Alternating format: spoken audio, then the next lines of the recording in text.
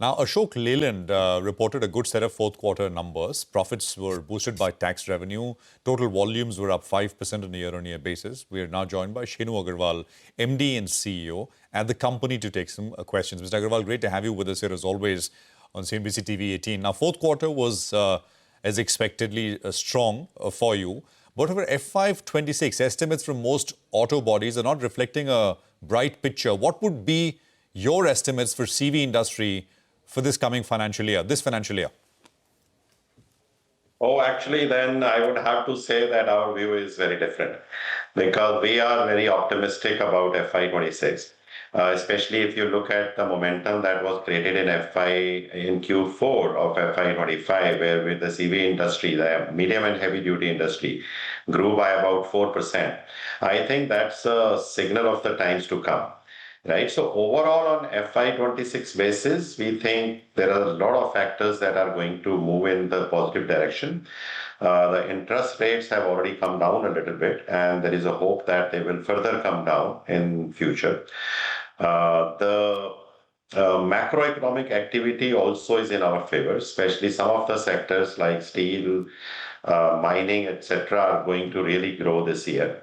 Also, we are seeing that replacement demand should start showing up this year because we are sitting at the all-time high aging of the fleets, right? So monsoon prediction is also very, very good this year, right? So I think there are a lot of factors which are going to drive the growth in the industry.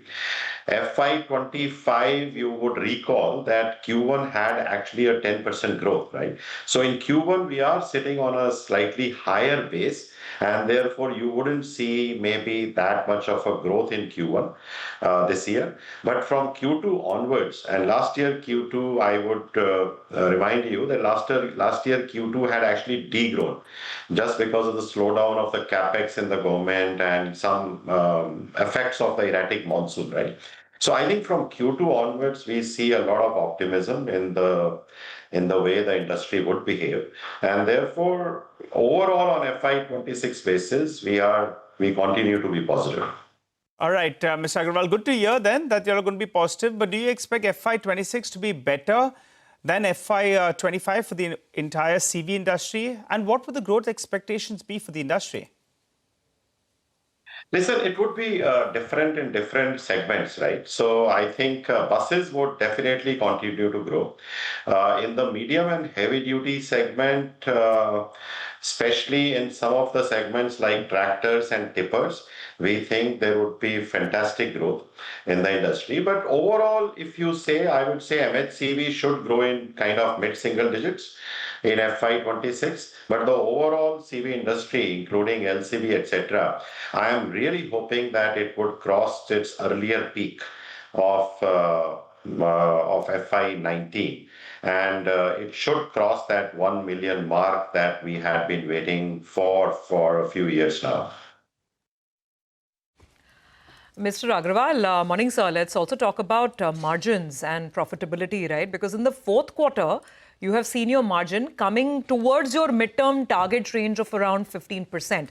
But overall, for the year in FY25, your margin at 13% was still below your own aspirational trend line. So can we expect margins this year in FY26 to get to that level of 15%? We would continue to focus on EBITDA margins, and we will continue to increase on year. It still may take us 2 to 3 years to reach that mid-teen EBITDA objective, but I think we are like very much there. At least if not in numbers, because we are still at 12.7, but at least in our path, in our journey, you could clearly see that in last 3 years, we have moved from 4.1 to 12.7. And we would definitely like to continue on that journey. Now, see, our levers are going to be same, right? I mean, what we have used for last couple of years. So we are working on these 3 levers. Number 1 lever is what you said, premiumization, which basically means generating or garnering ability for us to have a higher revenue per vehicle. Right? So that, can be done only if we offer extra value to our customers. So customers are happily paying more to us. Right? In that sense, we have really worked on a lot of initiatives on the product and technology side. Many of these are already in the market, and many of these you will see that will come to the market over next 1 year or so, right? So that is one part. The second lever is the lever of cost. You know that Ashok Leyland is a cost leader. Our cost per vehicle is the lowest in the industry, and we think it is a great strength, and we don't want to lose on it. Rather, we want to build strength over strength as far as cost is concerned, right? Therefore, even after 3 years of successive good cost savings, both in material and non-material cost, we would continue on that journey even in FY26. And we still think there is a lot of potential for us available to further reduce our material cost and also some other costs. And the third lever is the lever of after sales service.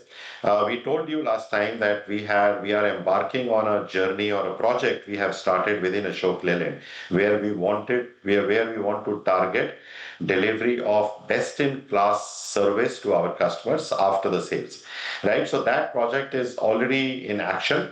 You will start seeing results over a period of time, but the focus or the strategy is the same.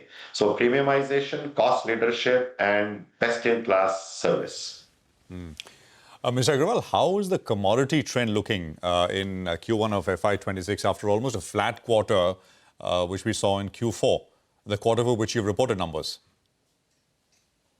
Yeah, there are some challenges emerging, as far as commodity costs are concerned, especially on the steel side.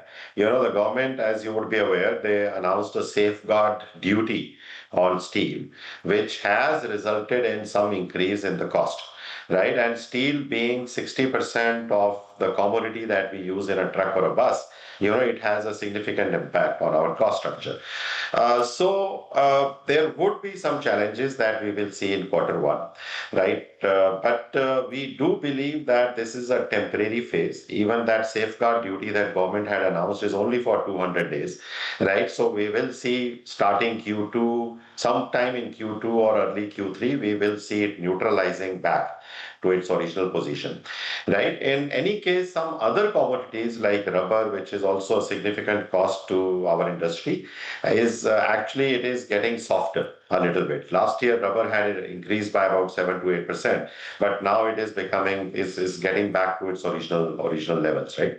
So there is a mix, although there is a concern about steel, but some other commodities, will help in the favorable manner. Also, our internal actions on cost savings, etc., are continuing, right? So we do believe that we should be able to neutralize it, although there would be a little bit of pressure in Q1 maybe. But I think from Q2 or Q3, this whole thing should be behind us.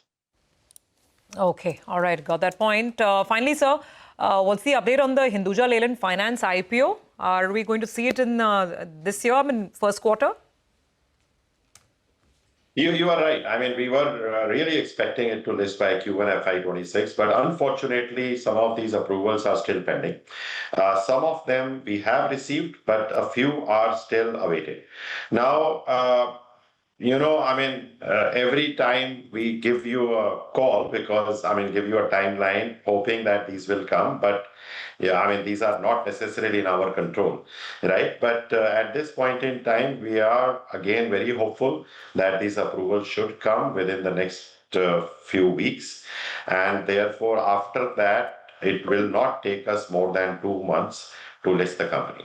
Right, so I know we are slightly delayed on that estimate of Q1, but things are progressing well, right? So it will happen very soon. We'll give you more news when we have the approvals.